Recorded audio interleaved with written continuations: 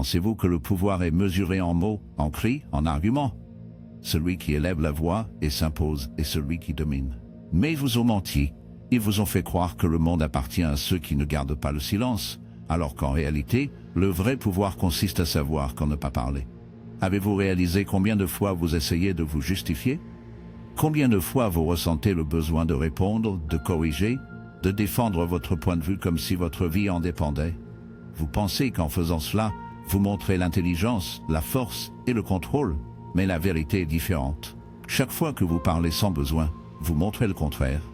Le silence est l'outil de ceux qui comprennent vraiment le jeu, parce que celui qui est silencieux observe, celui qui est des analyses silencieuses, celle qui est un contrôle silencieux. Ceux qui ne peuvent pas rester silencieux sont dominés par leur ego, réduits en esclavage par la nécessité d'être entendus, et que, loin d'être le pouvoir, est une faiblesse. Regardez-le de cette façon dans chaque argument, dans chaque confrontation verbale, il existe deux types de personnes. Le premier est celui qui réagit, celui qui est emporté par l'émotion et qui parle sans réfléchir. C'est celui qui perd, même s'il pense le contraire. Le second est celui qui écoute, celui qui laisse l'autre s'épuiser, celui qui choisit ses paroles avec une précision chirurgicale. C'est celui qui gagne. Socrate a compris il y a des siècles. Il n'a pas imposé, il n'a pas crié. Il a posé les questions, planté le doute et laissé les autres tomber dans leur propre piège. Steve Jobs a utilisé le silence pour faire en sorte que chaque mot de son porte le poids d'une phrase. Miyamoto Musashi, les samouraïs légendaires, savaient que le vrai combat n'est pas un avec l'épée, mais avec patience, stratégie et contrôle absolu des émotions. Mais la plupart des gens ne le comprennent pas. La plupart des gens parlent trop. Ils pensent que l'élevage de leur voix démontre le pouvoir, lorsque tout ce qu'ils font, c'est exposer leur faiblesse. Chaque mot supplémentaire est un indice sur qui vous êtes, sur ce que vous craignez, sur ce qui vous irrite. Et dans le monde réel, donner des informations, c'est le pouvoir. Regardez les personnes les plus influentes. Ce ne sont pas eux qui crient le plus fort, ce sont eux qui parlent si nécessaire. Ce sont eux qui s'arrêtent, qui permettent au silence de parler pour eux. Ce sont eux qui peuvent endurer le vide sans se sentir mal à l'aise, car il y a la clé. La plupart des gens craignent le silence. Ils se précipitent pour le remplir de mots parce que le silence les rend peu sûrs. Mais celui qui maîtrise le silence maîtrise ceux qui le craignent. Pensez à tout argument que vous avez eu. Que se serait-il passé si, au lieu de réagir, vous étiez resté silencieux? Si vous aviez laissé l'autre personne s'user, noyer dans son propre verbiage, s'exposer inutilement? Vous auriez réalisé que plusieurs fois la meilleure réponse n'est pas. Que plusieurs fois, laisser parler l'autre personne est le moyen le plus efficace de les désarmer. Et voici la partie que personne ne vous dit: le silence n'est pas seulement un outil de contrôle sur les autres. C'est un outil de contrôle sur vous-même. Lorsque vous êtes en mesure de rester silencieux, de retenir vos impulsions, de choisir quand et comment agir, vous êtes plus fort que 99% des personnes. Car la plupart des gens sont des esclaves à leurs émotions. Ils réagissent sans penser. Ils sont emportés par la colère, la frustration et la peur. Et à ce moment-là, ils perdent le vrai pouvoir. Le vrai pouvoir n'est pas dans les arguments gagnants, c'est de savoir quand ne pas les avoir, c'est de ne pas tomber dans les jeux des autres. C'est en observant sans être observé, agissant quand personne ne s'y attend, se déplaçant avec précision, tandis que d'autres se noient dans le bruit. La meilleure partie est que lorsque vous apprenez à garder le silence, lorsque vous apprenez à attendre, lorsque vous apprenez à mesurer chaque mot qui vous laisse la bouche, le monde commence à vraiment vous écouter, parce que ce qui est rare vaut plus, parce que ce qui ne dit pas crée un mystère, et le mystère est le pouvoir. Donc, la prochaine fois que vous ressentirez le besoin de parler, demandez-vous: dois-je vraiment dire ceci, ou mon silence peut-il en dire beaucoup plus? La réponse vous surprendra. Et si vous apprenez à l'utiliser, cela changera votre vie pour toujours. Et c'est là que nous entrons dans la partie la plus intéressante. Il ne suffit pas de savoir quand se taire. Il ne suffit pas de maîtriser le silence. Il y a une couche plus profonde, celle que presque personne ne comprend: l'invisibilité stratégique. Parce qu'il ne s'agit pas seulement de ce que vous dites ou de ce que vous ne dites pas. C'est quand vous existez et quand vous disparaissez. Et oui, cela peut sembler étrange au début, mais c'est la clé pour ceux qui contrôlent vraiment les situations. Pensez aux grands stratèges de l'histoire. Ce n'étaient pas eux qui étaient au centre de tout. Ce ne sont pas eux qui cherchaient une attention constante. Ce sont eux qui savaient comment disparaître si nécessaire. Ce sont eux qui laissent les autres se porter dans le bruit pendant qu'ils se déplaçaient dans l'ombre. Le vrai pouvoir n'est pas détenu par ceux qui sont toujours présents. Il est tenu par ceux qui savent gérer leur présence. Lorsque vous apparaissez trop souvent, vous devenez prévisible, vous devenez routine, et la routine perd de la valeur. Mais lorsque vous apprenez à disparaître, lorsque vous apprenez à rendre votre présence rare, vous devenez beaucoup plus précieux. Cela s'applique à tout dans les affaires, dans les relations, dans la vie elle-même. Les dirigeants les plus respectés ne sont pas ceux qui parlent à chaque réunion, pas ceux qui remplissent l'air de leur voix. Ce sont eux qui parlent si nécessaire, ceux qui choisissent leur moment avec une précision chirurgicale. Steve Jobs n'a pas lancé des produits chaque semaine. Il a pris son temps, et quand il a parlé, le monde a écouté. Miyamoto Musashi n'a pas cherché de combat inutile. Il est resté dans l'ombre jusqu'au moment exact pour agir. Da Vinci a passé des années en silence à travailler sur ses idées, et quand il a émergé, le monde resta immobile. Mais la plupart des gens ne comprennent pas. La plupart des gens craignent d'être oubliés. Ils pensent que s'ils ne font pas toujours partie de la conversation, ils disparaîtront. Et dans une certaine mesure, ils ont raison. Mais ce qu'ils ne comprennent pas, c'est que l'oubli stratégique est un outil, pas une punition. Si vous savez comment disparaître intentionnellement, si vous savez quand vous retirer et quand revenir, vous contrôlez le récit. Vous contrôlez comment vous êtes perçu. Vous créez une aura de mystère qui vous rend beaucoup plus puissant que ceux qui crient constamment d'attention, punition.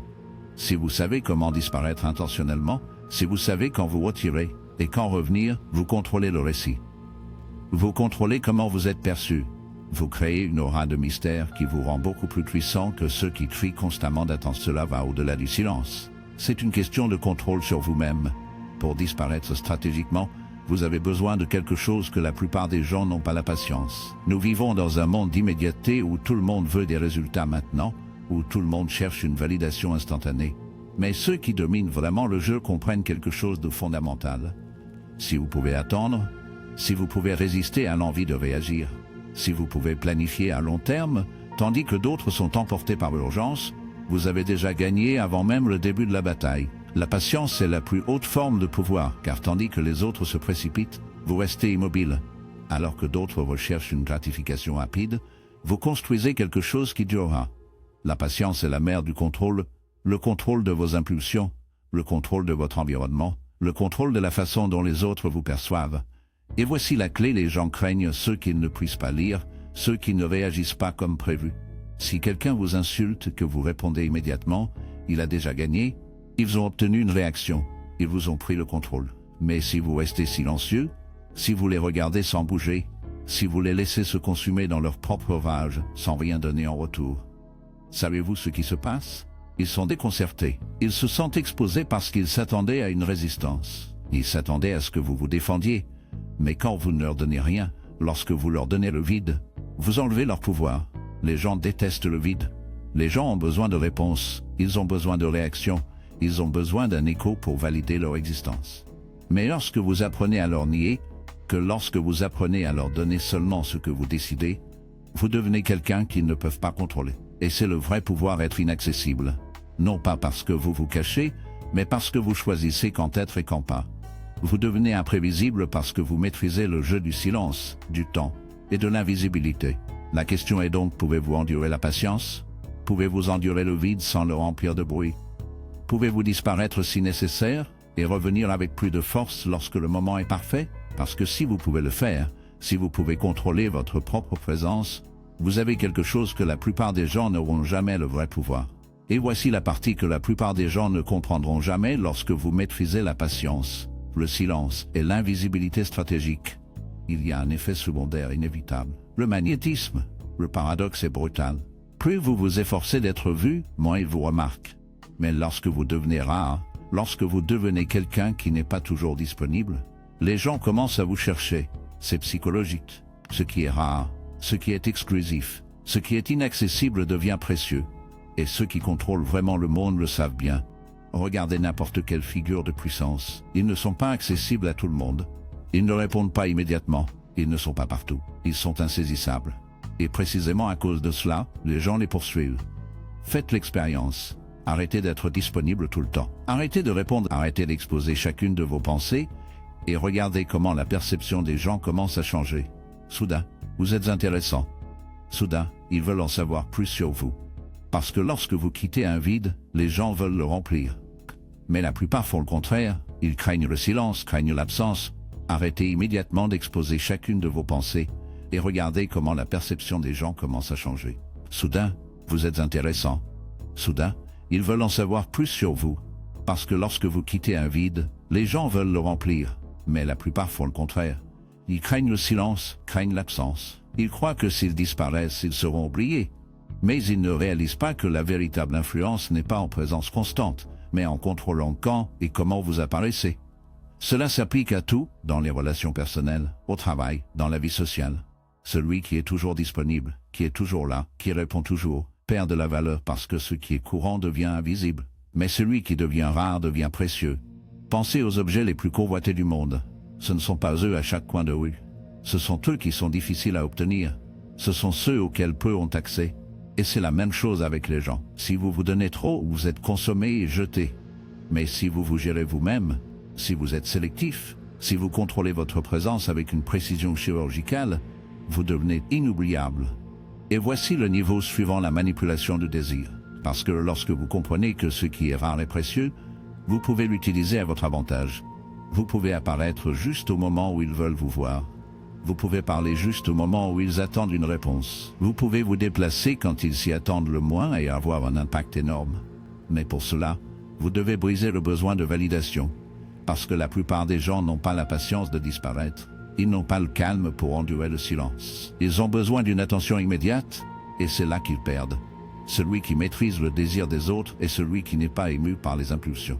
C'est lui qui attend. C'est lui qui laisse l'autre personne se consumer dans l'incertitude. C'est une loi de la nature, ce qui est chassé s'enfuit, et quelle retraite est poursuivie. Si vous parlez toujours, si vous êtes toujours présent, si vous êtes toujours disponible, vous ne vous manquerez jamais, ils ne vous chercheront jamais. Ils n'apprécieront jamais votre présence car ils ne l'ont jamais perdue. Mais si vous apprenez à contrôler votre présence, si vous disparaissez au bon moment et réapparaissez avec force, vous devenez quelqu'un impossible à ignorer.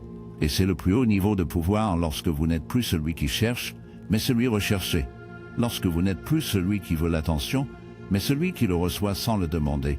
Lorsque vous n'êtes plus celui qui couvrira quelque chose, mais celui qui couvrira quelque chose. Mais celui qui fait que les autres vous poursuivent. Vous réalisez-vous le jeu? C'est l'opposé de ce qu'on vous a enseigné. Il ne s'agit pas de parler plus. Il ne s'agit pas d'être plus. Il ne s'agit pas de faire plus de bruit. C'est le contraire. C'est savoir quand se taire. C'est savoir quand disparaître. C'est savoir comment devenir rare pour devenir inestimable. Alors maintenant, la question est, avez-vous le contrôle de vous-même pour le faire? Pouvez-vous endurer le vide sans le remplir de mots? Pouvez-vous vous retirer sans craindre d'être oublié? Parce que ceux qui peuvent le faire sont ceux qui finissent par tout contrôler. Et c'est là que nous entrons dans le plus haut niveau de contrôle, la guerre psychologique du silence. Parce que le silence vous donne non seulement du pouvoir, non seulement vous rend précieux, ne crée pas seulement le mystère, c'est aussi une arme. Et la plupart des gens ne réalisent même pas qu'ils sont attaqués jusqu'à ce qu'il soit trop tard. C'est là que nous entrons dans le plus haut niveau de contrôle, la guerre psychologique du silence. Le silence vous donne non seulement du pouvoir, mais ne vous rend pas précieux, ne crée pas seulement le mystère, c'est aussi une arme. Et la plupart des gens ne réalisent même pas qu'ils sont attaqués jusqu'à ce qu'il soit trop tard. Laissez-moi expliquer. Lorsque vous parlez, vous donnez des informations. Chaque mot est un indice sur ce que vous pensez, ce que vous ressentez, ce qui compte pour vous. Chaque réaction révèle vos faiblesses. Chaque explication montre où le coup vous a affecté. Mais lorsque vous restez silencieux, lorsque vous observez seulement, lorsque vous ne donnez rien, l'autre personne devient désespérée. Ils deviennent inconfortables. Ils commencent à projeter parce que les humains ne supportent pas l'incertitude. Regardez n'importe quel argument. Si quelqu'un vous insulte et que vous réagissez, vous lui donnez ce qu'il veut, validation, attention, signe qu'il a touché un endroit sensible. Mais si vous ne dites rien, si vous les regardez, si vous ne leur donnez pas un seul mot, leur esprit entre une crise. Ils commencent à se demander pourquoi ne répond-il pas. L'ai-je affecté? Ou ne s'en soucie-t-il tout simplement pas du tout? La pire chose que vous puissiez faire à quelqu'un qui veut une réaction de votre part, c'est de le nier. Le silence dans un argument est un miroir. Cela ne reflète pas ce que vous pensez. Cela reflète ce que l'autre craint. Parce que lorsque vous ne leur donnez pas de réponse, lorsque vous leur donnez le vide, la seule voix qu'ils entendent sont les leurs. C'est à ce moment que la peur, l'insécurité et la paranoïa commencent à faire leur travail. Cela s'applique à tout dans les négociations, dans les relations, dans les conflits, dans toute interaction humaine. Les interrogateurs professionnels le savent bien. Parfois, la meilleure façon de faire avouer quelque chose à quelqu'un est de ne pas les presser avec des questions, mais de garder le silence et de laisser son propre esprit faire le sale boulot. L'inconfort du vide est insupportable pour la plupart, et cela fait parler des gens. s'exposer, se justifier, révéler des choses qu'ils ne voulaient. Ceux qui ne maîtrisent pas le silence finissent par avouer leur peur sans s'en rendre compte. Et voici la patience comme une torture psychologique, parce que celle qui contrôle le temps contrôle l'esprit de l'autre personne. Si quelqu'un attend votre réponse, et que vous le retardez, chaque minute devient un tourment. Ils commencent à imaginer des scénarios, en remplissant le vide de leur propre peur, en supposant des choses qui pourraient même ne pas être vraies. La meilleure attaque n'est souvent pas une attaque directe, c'est laisser l'autre personne se consumer dans sa propre incertitude. Les grands stratèges comprennent cela. Ils n'ont pas besoin de gagner des combats, ils n'ont pas besoin de prouver quoi que ce soit. Ils attendent, ils observent juste, ils ont juste laissé l'autre personne se sortir. Miyamoto Musashi, les samouraïs légendaires, n'a pas seulement maîtrisé l'épée, mais aussi la patience. Dans ses duels, il est parfois arrivé délibérément en retard. Il a fait attendre son adversaire sous le soleil, consommé par l'anxiété, épuisé mentalement, avant même de dessiner son épée. Au moment où le combat a commencé, son rival avait déjà perdu, car le combat n'est pas gagné avec le coup, il a gagné dans l'esprit. La meilleure façon de gagner sans se battre est de faire vaincre l'autre personne. Vous le voyez dans les relations humaines tout le temps, celui qui essaie le moins, celui qui ne poursuit pas, celui qui ne cherche pas la validation, et celui qui finit par être poursuivi. Pourquoi? Parce que les gens veulent ce qu'ils ne peuvent pas contrôler. Quand quelqu'un ne fait pas tout son possible pour notre attention, cela nous frustre, cela nous donne envie d'en savoir plus. Le moins que celui qui ne poursuit pas, celui qui ne cherche pas la validation, est celui qui finit par être poursuivi. Pourquoi? Parce que les gens veulent ce qu'ils ne peuvent pas contrôler. Quand quelqu'un ne fait pas tout son possible pour notre attention, cela nous frustre, cela nous donne envie d'en savoir plus. Cela nous oblige à combler les vides de notre imagination. Et voici la clé, l'imagination est toujours pire que la réalité. Si quelqu'un ne répond pas à votre message, votre esprit commence à inventer des raisons. Et dans la plupart des cas, les raisons que vous proposez sont beaucoup plus intenses que ce qui se passe réellement. Si, dans un argument, quelqu'un reste silencieux, l'autre personne commence à penser qu'elle est peut-être allée trop loin, qu'il a peut-être dit quelque chose qu'il ne devrait pas avoir, que peut-être ce qu'ils ont dit n'avait aucun effet, et maintenant ils ont perdu le contrôle. À ce moment-là, celui qui reste silencieux gagne.